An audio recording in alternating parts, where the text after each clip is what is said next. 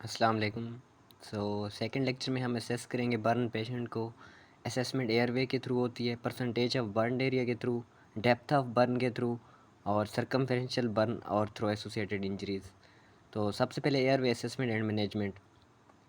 अब हमने पहले ही रिकॉल किया पिछले लेक्चर में कि अगर हार्ड गैसेस की वजह से बर्न इंजरी हो ना, तो वो टंग की, लेरिंग्स की, नोज़ की, उनका फिज़िकल बर्न होता है। और इसके अलावा एयरवे ऑब्स्ट्रक्शन हो जाए तो लेरेंजियल एडिमा हो जाता है।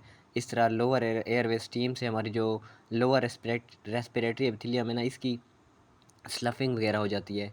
तो जो वार्निंग साइंस है ना, मतलब कब हमने एयरवे को मैनेज करना है, वो हैं change in voice, strider, anxiety और रेस्पिरेटरी डिफ़िकल्टी। अगर पेशेंट में ये साइन डेवलप हो ना, तो आपने फ़ौरन एयरवे को मैनेज करना है। तो ये है कि अगर आपने अर्ली मैनेजमेंट करनी है ना, वो एंडोट्रेकियल इंट्यूबेशन के थ्रू करनी होती है विदिन 48 आवर्स। मतलब जब तक लेरेंजियल एडिमा डेवलप ना हो। अगर कभी कभी ऐसा होता है कि मतलब ये जो वार्निंग साइंस है ना, चेंज इन वेस्ट राइडर, ये लेट डेवलप होते हैं। तो तब तक लेरेंजियल एडिमा डेवलप हो चुका होता है, तो तब हमने ना क्रिकोथेरेटोटमी करनी होती है। बाकी जो इनहेलेशनल इंजरीज़ है ना, इनकी ट्रीटमेंट हम करते हैं चेस्ट फिजियोथेरापी के थ्रू, नेबुलाइजेशन के थ्रू, बाकी वेंटिलेशन वगैरह को असिस्ट करना है और ह्यूमिडिफाइड ऑक्सीजन देनी है। कार्बन मोनोऑक्साइड की जो ट्रीटमेंट है ना, ये इसको ना कार्बोक्सी हीमोग्लोबिन का रिवर्सल करना होता है और वो करते हैं ऑक्सीजन से। तो इसमें प्योर ऑक्सीजन देते हैं। बाकी दूसरा जो है ना, ये है assessment of percentage of burn. तो जो स्मॉल और पेची एरियाज हो ना बर्न के, मतलब छोटे जो बर्न हो, उनके लिए क्राइटेरिया जो पेशेंट्स का हैंड है ना, मतलब पाम एंड डिजिट्स, ये हैं 1% ऑफ बर्न एरिया। तो हम एक पीस ऑफ पेपर को कट करते हैं इतना जितना मतलब हमारा हाथ हो, और उससे हम एसेस करते हैं स्मॉल और पेची बर्न्स को। मतलब जो हैंड जितनी मतलब वो होगी ना एरिया किसी बर्न का, तो वो होगा मतलब 1%। इसके बाद रूल ऑफ 9 है, जो बहुत ज़्यादा इम्पॉर्टेंट है, पेपर्स में कई दफ़ा है, पास्ट पेपर्स में। तो इसमें ना हम बॉडी को 11 सेक्शंस में डिवाइड करते हैं, और हर सेक्शन जो है ना वो 9% बॉडी सरफेस एरिया कंस्टिट्यूट करता है, बाकी 1% जेनिटल आस का। तो जो 11 सेक्शंस है ना, उनमें जो 9% हेड एंड नेक के लिए, बाकी 9% जो है ना हमारे चेस्ट के लिए, 9% एब्डामन के लिए, 9% each for upper and lower back. इसके अलावा 9% right arm, 9% left arm, 9% right leg, 9% left leg, 9% right thigh और 9% लेफ्ट थाई। तो ये 11 सेक्शन हो गए। बाकी 1% हमारा जेनिटेलियाज, ये 100% बन गया। ये है टोटल बॉडी सरफेस एरिया की असेसमेंट। और बाकी ये जो रूल है ना, ये यूज़ होता है मोस्ट वाइडली, लेकिन इसकी कुछ लिमिटेशंस हैं, क्योंकि जो बच्चे होते हैं ना, उनमें हेड एंड नेक का एरिया ज़्यादा होता है। तो उनमें हेड एंड नेक कंस्टिट्यूट करता है 18% ऑफ बॉडी सरफेस एरिया, और थाइज़ और लेग्स जो होती है ना, वो उनकी छोटी होती हैं। तो बाद में जैसे जैसे वो एपिफाइसिस बोन्स ग्रो करती हैं ना, तो ये थाइज़ और लेग्स बड़ी होती जाती हैं और हेड एंड नेक वो एरिया कम होता जाता है। तो बच्चों में थाइज़ और लेग 7% होती हैं। वैसे जो एडल्ट्स होते हैं ना, उनमें तो हमने 9% पढ़ा है ना, रूल ऑफ 9, यहाँ पे 7%। और जेनिटेलियास की कोई कंट्रीब्यूशन नहीं है बच्चों में इस रूल में। बाकी इस रूल का जो मॉडिफाइड रूल है ना, उसको कहते हैं लुंड एंड ब्राउडर चार्ट। ये मोस्ट एक्यूरेट है, रूल ऑफ 9 से ज़्यादा एक्यूरेट है। इसमें ये होता है कि एस हमारी जो एज ज़्यादा होती जाती है ना, पर्सन एज करता है, तो जो टोटल बॉडी सरफेस एरिया की परसेंटेज है ना, वो हेड एंड नेक की डिक्रीज़ होती है, क्योंकि बच्चों में 18 थी ना और एडल्ट्स में 9 है। तो हेड एंड नेक की percentage total body surface area की डिक्रीज़ करती जाती है, और थाइज़ और लेग्स की इंक्रीज़ करती जाती है एज पर्सन एजेस। ये इसकी मेन बात है। बाकी जो assessment of depth of burn है ना, उसका कोई डेफिनेटिव मेथड तो नहीं है असेस करने का। ये है कि हमने देखना है कि जो काज था ना बर्न का, वो कौन सा था। अगर स्कार्ड्स हो ना, तो जो लिक्विड्स वगैरह जो हो ना, वो बिलो बॉइलिंग पॉइंट, वो हमेशा पार्शियल थिकनेस बर्न काज करते हैं। फ्लेम्स मिक्स्ड बर्न काज करते हैं। बाकी मोस्टली जो होते हैं ना, केमिकल्स वगैरह, एसिड अल्कलीज हो गए, इलेक्ट्रिसिटी वगैरह, ये फुल थिकनेस बर्न काज करते हैं। इसके बाद असेसमेंट है सरकमफेरेंशियल इन्वॉल्वमेंट की। अगर सरकमफेरेंशियल इन्वॉल्वमेंट हो ना, मतलब फुल थिकनेस इन्वॉल्वमेंट, तो वो फिर उसके नतीजे में एशर फॉर्मेशन होती है। और एशर फॉर्मेशन जिस जगह पे बने ना, उस जगह की ब्लड सप्लाई को कंप्रोमाइज़ करता है, और इसकी वजह से उस जगह का लिम्ब इस्कीमिया हो जाता है। उसकी वजह से मसल कंपार्टमेंट सिंड्रोम, और उसके लिए एशरोटमी वगैरह करनी पड़ती है। बाकी एसेस करेंगे हम एसोसिएटेड इंजरीज़ को वो secondary survey of ATLS guideline, ये चैप्टर इसके अलग से लेक्चर हैं, आप वो देख सकते हैं डिटेल के लिए। बाकी हॉस्पिटल मैनेजमेंट, इसकी ट्रीटमेंट, ये बहुत इंपॉर्टेंट है, बहुत दफ़ा पेपर्स में आई है।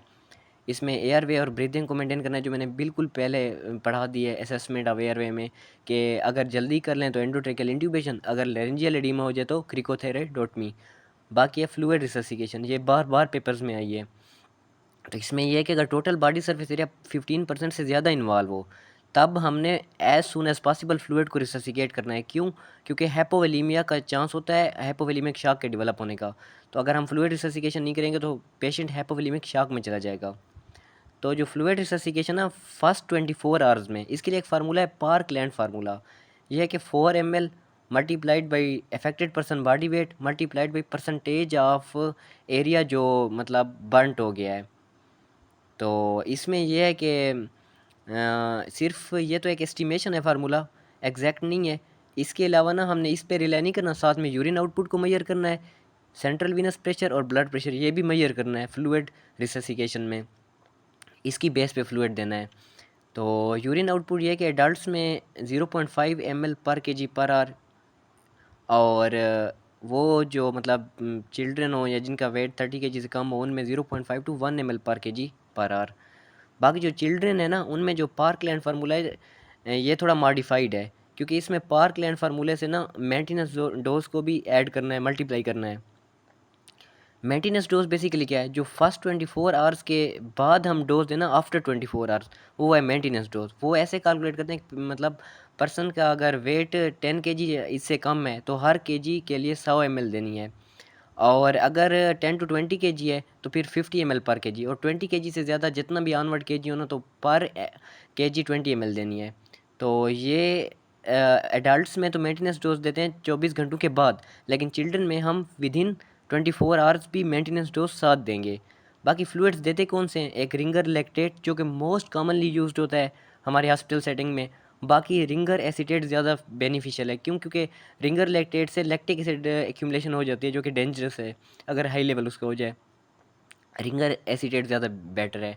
बाकी ये कि हमने ना कोलाइड्स नहीं देने, ज़्यादा ब्लड ट्रांसफ्यूजन नहीं करनी विद इन फर्स्ट 24 आवर्स, क्योंकि ये हमने पहले भी पढ़ा है ना कि वो डीप टिश्यू रिएक्शन की वजह से वो जो हमारी कैपिलरीज की परमेबिलिटी बढ़ जाती है। तो अगर हम फ्लूइड ज़्यादा देते जाएंगे तो वो कैपिलरी तो लीक है, उनसे मतलब फ्लूइड टिश्यू में चला जाएगा तो टिश्यू एडिमा हो सकता है, तो ये कॉम्प्लिकेशंस हो सकती हैं। बाकी कोलाइड्स बिल्कुल नहीं देने।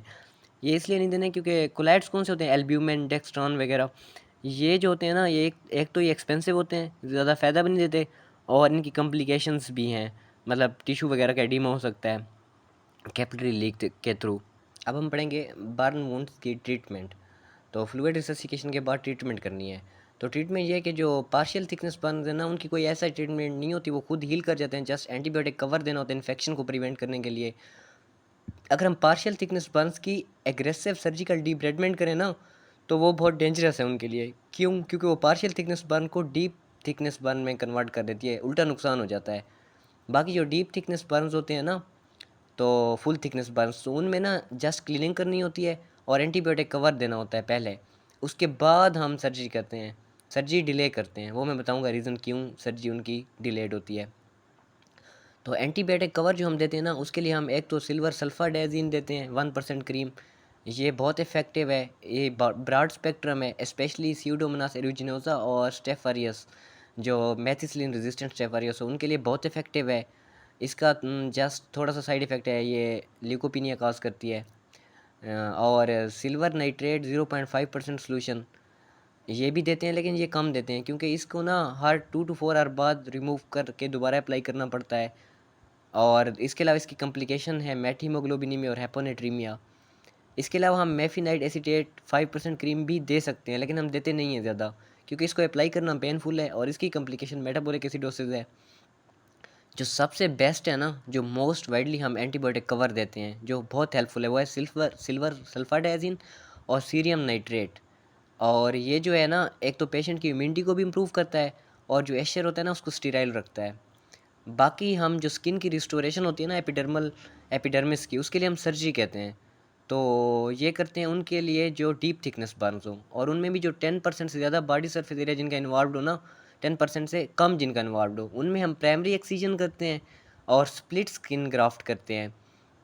बाकी जो एक्सटेंसिव बर्न्स हो ना, उनकी हम इमीडिएट सर्जरी नहीं करते, उनको हम डिलेड करते हैं, क्योंकि जो एशर बनता है ना, डेड नेक्रोटिक स्किन, ये ग्रेजुअली ना हील होती है। जब हील होती है तो इसके नतीजे में ना फ्यू वीक्स में ग्रेनुलेशन टिश्यू बनता है, और ये जो एशर वगैरह होता है ना, ये स्लफ ऑफ कर जाता है। तो फिर हम इनकी ना, जब ये एशर वगैरह ख़त्म हो जाए, ग्रेन्यूलेशन टिश्यू बन जाए, तब हम इनकी ना डिलेड ग्राफ्टिंग करते हैं, जो एक्सटेंसिव बर्न्स हो, जो 10% से ज़्यादा मतलब एरिया इन्वॉल्व करें बॉडी का। इसके अलावा जो मैनेजमेंट में चौथा नंबर है ना, वो है एशरोटमी का। तो इसको एशरोटमी को हम ना पिक्चर की मदद से पढ़ते हैं। तो ये हम करते हैं, मतलब एशर वगैरह जो होता है ना, उसमें ना सर्जिकल इंसिजन देते हैं एशरोटमी में। तो उसकी वजह से ना वो उसका कंटेंट वो रिलीज़ हो जाता है और उसका प्रेशर रिलीव होता है, क्योंकि एशर हमने पढ़ा है ना, जिस जगह पे भी मतलब एशर फॉर्मेशन हो ना, तो सर्कुलेशन कंप्रोमाइज़ हो जाती है, लिम्ब इस्कीमिया हो जाता है। तो उसको ना हम रिलीव करने के लिए, ताकि मसल कंपार्टमेंट सिंड्रोम ना हो, हम एशरोटमी करते हैं। तो इसमें यह है कि इसको हम पिक्चर से पढ़ते हैं। ये जो हैंड की एशरोटमी है ना, इसमें हम ना ये बिल्कुल डिजिट्स के बिल्कुल मिड में हम इंसिजन देते हैं। बाकी जो आर्म्स की है ना, इसमें मिड एक्सियल इंसिजन देते हैं, और वो भी इन फ्रंट ऑफ एल्बो। बाकी हमने जो है ना, अल्नर नर्व की इंजरी को बचाना है, इस ख्याल करना है ये इंसिजन देते हुए। जो हमारा चेस्ट है ना, इसमें अक्रॉस द चेस्ट हम बिलो क्लेविकल एक इंसिजन देते हैं। दूसरा इंसिजन हम, ये हमारे यहाँ पे निप्पल्स होते हैं ना इस साइड पे, तो निप्पल्स की लेटरल साइड पे। और तीसरा इंसिजन अक्रॉस द चेस्ट हम जिफिस्टर्नम, इस लेवल पे जिफिस्टर्नम के लेवल पे इंसिजन देते हैं। एक जिफिस्टर्नम के लेवल पे, एक लेटरल टू निप्पल, और एक बिलो क्लेविकल।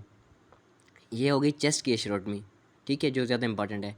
इसके अलावा जो हमारे ये लोअर लिम्ब है ना, इसमें लेग्स में हम मिड एक्सियल देते हैं और पोस्टीरियर टू एंकल, ठीक हो गया। और बहुत ज़्यादा ब्लड लॉस का खतरा होता है एशरोटमी में, इसलिए हमने ब्लड को ना अरेंज कर रखना होता है।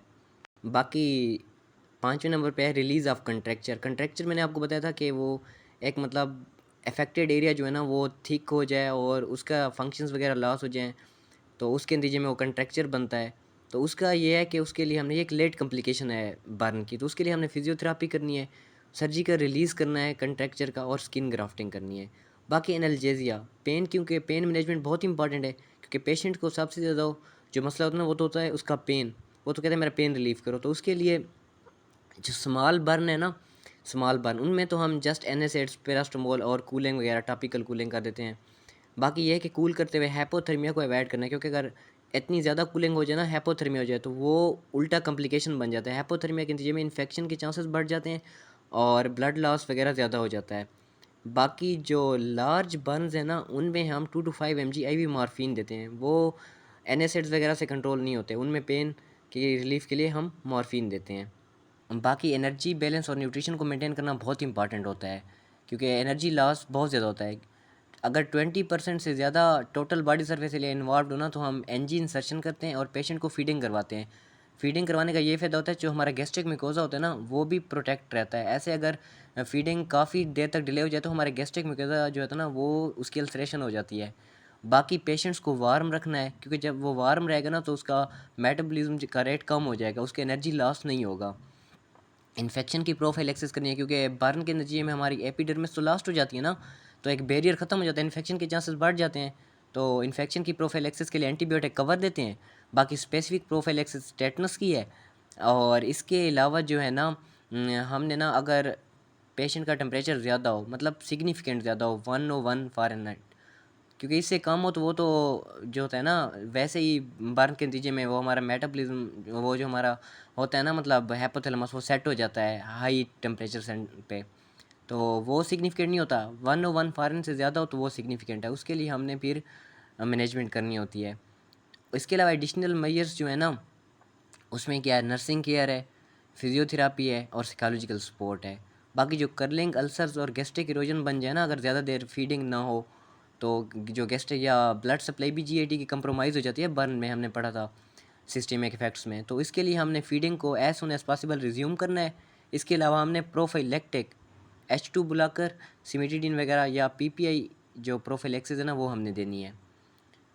बस ये इतना है, इसके अलावा ऑनवर्ड हम नेक्स्ट लेक्चर में पढ़ेंगे। उम्मीद है आपको समझ आ जाएगी। Thank you.